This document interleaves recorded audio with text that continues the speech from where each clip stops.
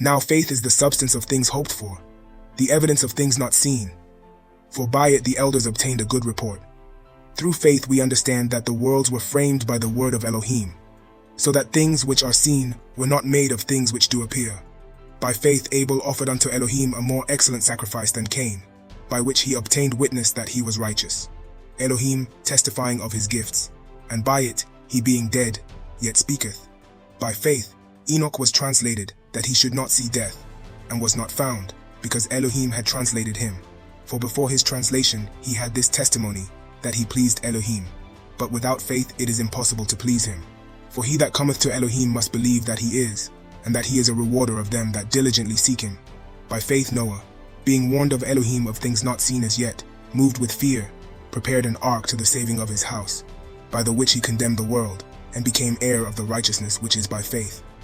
By faith Abraham, when he was called to go out into a place which he should after receive for an inheritance, obeyed, and he went out, not knowing whither he went.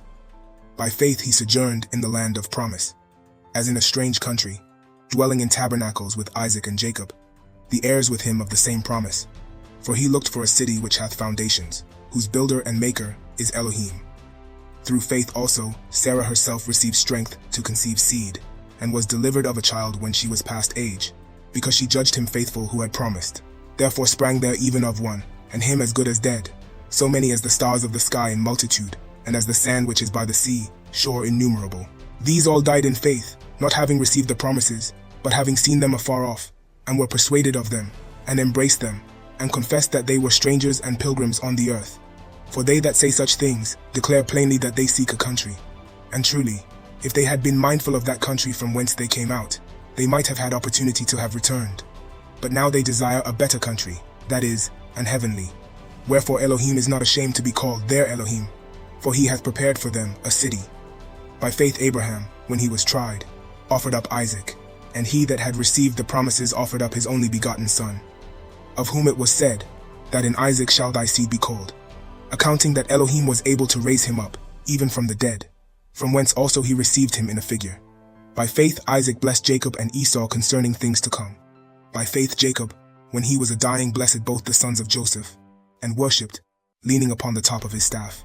By faith Joseph, when he died, made mention of the departing of the children of Israel, and gave commandment concerning his bones.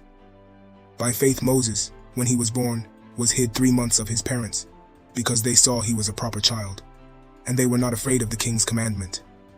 By faith Moses, when he was come to years, refused to be called the son of Pharaoh's daughter, choosing rather to suffer affliction with the people of Elohim than to enjoy the pleasures of sin for a season, esteeming the reproach of Mashiach greater riches than the treasures in Egypt, for he had respect unto the recompense of the reward.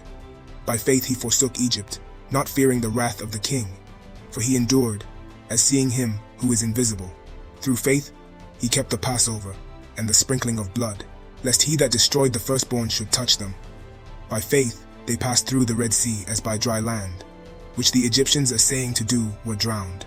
By faith the walls of Jericho fell down, after they were compassed about 7 days. By faith the harlot Rahab perished, not with them that believed not, when she had received the spies with peace. And what shall I more say? For the time would fail me to tell of Gideon, and of Barak, and of Samson, and of Jephthah, of David also, and Samuel, and of the prophets, who through faith subdued kingdoms, wrought righteousness, obtained promises, stopped the mouths of lions, quenched the violence of fire, escaped the edge of the sword, out of weakness were made strong, waxed valiant in fight, turned to flight the armies of the aliens.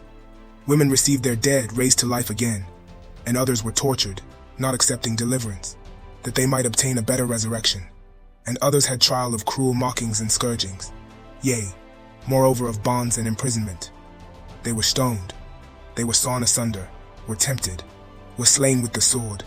They wandered about in sheepskins and goatskins, being destitute, afflicted, tormented, of whom the world was not worthy.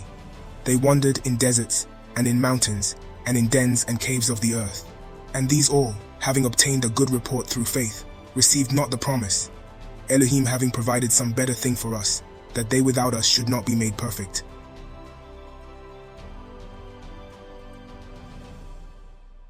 Shalom, let's explore our Hebrew word study on the term faith, which corresponds to Strong's H529, Emunah. This word is commonly translated as faith or faithfulness. According to Strong's Concordance, it embodies the qualities of faithfulness, firmness, and trustworthiness. The Hebrew letters comprising this word are Aleph, Mem, Waw, and Nun. Now, let's delve into the pictographic meaning of each letter. Aleph represents an ox head and symbolizes strength, power, leader, or chief. Mem depicts water and signifies life, blood, chaos, or might. Waw stands for a tent peg, representing the concepts of securing, connecting, or establishing. Nun portrays a seed, signifying continuity, inheritance, or perpetuity. When we combine these letters, Aleph and Mem together form the word glue or bind. This highlights the idea of something being securely held together. Additionally, when we consider each letter individually, it conveys the concept of the power or strength of life or chaos secured forever.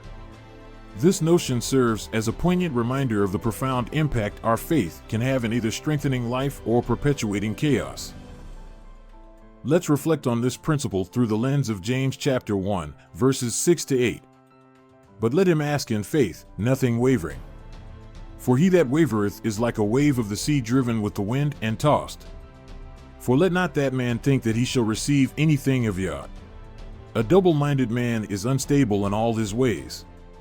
This passage underscores the significance of maintaining unwavering faith when approaching the Most High in prayer. It employs the metaphor of a wave of the sea to illustrate the instability and chaos that accompany wavering faith. Moreover, it warns against the consequences of doubting, emphasizing that those who lack steadfastness should not anticipate receiving anything from Yah. Ultimately, it admonishes against being double-minded, as such individuals experience instability in all facets of life. This concludes our study for today. Shalom. Thanks for watching. Don't forget to like, comment, share, and subscribe. Until the next time, Shalom.